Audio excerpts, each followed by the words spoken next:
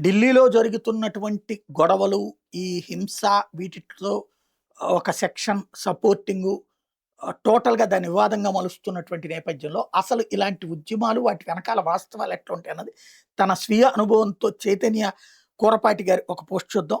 ముట్టడి పోరాటాలన్నీ మైలేజ్ పోరాటాలే. నేను 2003 నుంచి 2007 వరకు సిపిఎం విద్యార్థి విభాగం ఎస్ఎఫ్ఐలో చాలా హైపర్ యాక్టివ్‌గా పనిచేశాను. ఆయేషా మీరా హత్య కేసు, శ్రీలక్ష్మి హత్య, మనోహర్ లాంటి ఎన్నో కేసుల్లో రోడ్ల మీద ధర్నా ప్రదర్శన చేసి పలుమార్లు పోలీసులు లాఠీ దెబ్బలు తిన్నాను. విజయవాడ నగరంలో ఎక్కడ సీఎం ప్రోగ్రాం జరిగినా వీడు బయటకుంటే ఆ ప్రోగ్రామ్ డిస్టర్బ్ చేస్తాడని పోలీసులు నా కాలేజీకి వచ్చి క్లాస్ నుండి తీసుకెళ్లి సాయంత్రం దాకా మాచివరం పోలీస్ స్టేషన్‌లో కూర్చోబెట్టేవాళ్ళు. రోజు సాయంత్రం ఇప్పుడు మాకినేని బసవపల్లి విజ్ఞాన కేంద్రం ఉన్న స్థానంలో అప్పుడున్న సిపిఎం ఆంధ్రప్రదేశ్ హెడ్ ఆఫీస్ మా అడ్డాగా ఉండేది. 2006 ఎస్ఎఫ్ఐ సంక్షేమ హాస్టళ్ల సమస్యల మీద ఉద్యమ కార్యక్రమాన్ని రూపొందించింది. రాష్ట్రం మొత్తం సైకిల్ యాత్ర చేస్తూ రోజుకొక ఎస్సీ, ఎస్టీ, బీసీ సంక్షేమ హాస్టల్ సందర్శించి అందులో పిల్లలు ఎదుర్కొంటున్న సమస్యలు రికార్డు చేసుకుంటూ మా అబ్జర్వేషన్‌లన్నీ ప్రభుత్వానికి విజ్ఞాపన రూపంలో సమర్పించాలి అనేది ప్రోగ్రాం. 3, 4 నెలలు అందరూ కష్టపడి వారికి నిర్దేశించిన సంక్షేమ హాస్టల్‌ని సందర్శించి పిల్లలతో మాట్లాడి అక్కడే భోజనం చేసి, అక్కడే నిద్ర చేసి ఒక సమగ్రమైన రిపోర్ట్ తయారు చేసుకున్నాం. ఎస్సీ మాలకులంలో పుట్టినప్పటికీ ప్రభుత్వ ఉద్యోగ కొడుకుని కావడంతో నాకు అప్పటిదాకా సంక్షేమ హాస్టల్ అనేది ఎలా ఉంటుందో కూడా తెలీదు.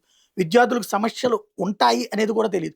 కింద పడుకుంటే ఎలకలొచ్చి కాలివేళ్లను కొరుక్కు తినడం, కాక్రోచులు చెవుల్లో దూరడం, పిల్లల వస్తువులు పెట్టుకునే ట్రంక్ పెట్టెల వెనకాల పాములు చేరి దగ్గరికి వెళ్ళిన పిల్లల్ని కాటేయడం, పిల్లలందరూ గజ్జి తామర లాంటి అంటువ్యాధులతో బాధపడుతూ ఉండడం, పురుగులు పట్టిన అన్నం, నీళ్ల పప్పుచారు, కుళ్ళిపోయిన గుడ్లు, పుచ్చిపోయిన కూరగాయలతో కూరలు, తలుపులు లేని అమ్మాయిల హాస్టళ్ల బాత్రూములు, పిల్లలే కడుక్కునే లెట్రిన్‌లు, లైంగిక వేధింపులకు పాల్పడే వార్డెన్‌లు, హాస్టల్ ఉద్యోగులు ఇవన్నీ నా ఊహకు కూడా అందమే. ఎన్నో సందర్భాల్లో కళ్ళల్లో నీళ్లు తిరిగేవి. ఆ బాధ నుండి ఆవేశం పుట్టేది. ఈ పరిస్థితిలో మార్పు తీసుకురావడం కోసం ఎంత పెద్ద పోరాటమైనా చేయాలనే కసి ఉండేది. నాలో ఆ కసి నన్ను సిపిఎం పార్టీ పెద్దలకు చాలా దగ్గర చేసింది. వాళ్ళ నిజ స్వరూపాలని బాగా దగ్గర నుండి చూసే అవకాశం నాకు కలిగించింది. ఇక ఆ రోజు రానే వచ్చింది. 2006 డిసెంబర్ 13 హైదరాబాద్ సొంతరయ్య విజ్ఞాన కేంద్రం నుండి ట్యాంక్ బండ్ దాకా ప్రదర్శన. ఆ తర్వాత ముఖ్య నాయకులు సీఎం రాజశేఖర రెడ్డి గారిని కలిసి విజ్ఞాన పత్రం అందించాలి అనేది ముందుగా అనుకున్న ప్లాన్. విజయవాడ నుండి మేము సందర్శించినటువంటి హాస్టళ్ల నుండి వందల మంది విద్యార్థుల్ని 8, 9, 10 తరగతుల చిన్నపిల్లల్ని తీసుకుని ట్రైన్ ఎక్కించి హైదరాబాద్ ఎస్వీకే చేరుకున్నాం. వేల మంది విద్యార్థులు పోగారు. వాళ్ళతో కలిసి బయలుదేరి ప్రదర్శనగా నినాదాలు చేసుకుంటూ వెళ్తున్నాం. మాకు కేవలం ప్రదర్శన ర్యాలీ అని మాత్రమే చెప్పారు. కానీ అక్కడ నాయకుల మధ్యలో అసెంబ్లీ ముట్టడి అని ప్రకటించారు. లోయర్ ట్యాంక్ బండ్ నుంచి వేల మంది విద్యార్థుల్ని అసెంబ్లీ వైపు నడిపించారు. దారిలో పోలీసులు అడ్డగించారు. ముందు వరుసలో ఉన్న నాయకులు ప్రతిఘటించారు. తోపులాట్లకు దిగారు. వెనకున్న మాకేం జరుగుతుందో అర్థం కాలేదు. ముందు వరుసలో ఉన్న నాయకులను లాక్కుని తీసుకెళ్లి పోలీస్ వ్యాన్లలో కూర్చోబెట్టారు. వెనకున్న మా మీద మాత్రం ఘోరంగా లాఠీచార్జ్ చేశారు. చిన్నపిల్లలు గాయపడ్డారు. ఎటు దొరికితే అటు పరుగులు తీశారు. కింద పడి రోడ్డు దెబ్బలు తగిలాయి. చాలా మంది పిల్లలు పోలీసులు వేసిన ఇనప కంచెలో చిక్కుకుని ఒళ్ళు మొత్తం గాయాల పాలయ్యాయి. ఎలాగోలా మళ్ళీ మనం బాధ్యత వహించి తీసుకొచ్చిన పిల్లల్ని పోగు చేసుకుని కాచిగూడ స్టేషన్‌కి తీసుకుని వచ్చి ఒంటి నిండా గాయాలతో చిరిగిపోయిన బట్టలతో రైలెక్కాం. శరీరం మొత్తం అలసిపోవడంతో ఆ పిల్లలంతా ప్రదర్శనకి వాడిన ఫ్లెక్సీలని కింద పరుచుకుని పాపం ఆదమరిచి నిద్రపోయారు. ప్రభుత్వాలకు, ప్రతిపక్షాలకు మధ్యలో నలిగిపోయిన ఆ చిన్న పిల్లలను చూస్తే మనిషి అన్నవాడికి ఎవడైనా గుండెలు బద్దలవ్వడం ఖాయం. తర్వాత రోజు సిపిఎం నాయకుల సమావేశం. మొత్తం ఆనందంలో ఉన్నారు. ఆనందానికి కారణం మనం పోరాడిన సమస్య తీరిందని కాదు, మంచి మైలేజ్ వచ్చిందని. పేపర్ కటింగుల్లో రక్తం ఓడుతున్న విద్యార్థులను పోలీసులు లాక్కెళ్ళడం, తరిమి కొట్టడం లాంటి ఫోటోలు చూసి మురిసిపోతున్నారు.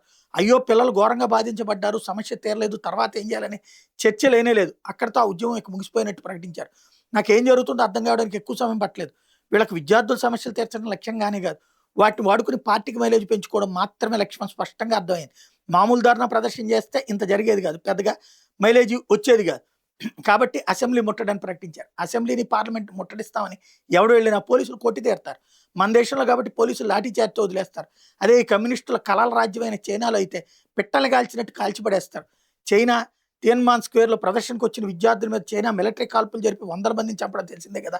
తర్వాత పలు సందర్భాల్లో నేను గమనించాను. కమ్యూనిస్టులు ప్రజలు మర్చిపోతున్నారు అన్నప్పుడల్లా ఇలా విద్యార్థుల సమస్యలు, మున్సిపల్ కార్మికుల సమస్యల మీద కార్యక్రమం అని చెప్పి దాన్ని అసెంబ్లీ ముట్టడి, కలెక్టరేట్ ముట్టడి పేరుతో పోలీసులను రెచ్చగొట్టి లాఠీ చార్జీలు చేయించుకోవడం, ఆ రక్త శిఖ గాయాలతో పోలీసులు ఈడ్చుకెళ్లే ఫోటోలు చూసి మైలేజ్ వచ్చేసిందని మురిసిపోవడం ఇదే తంతు.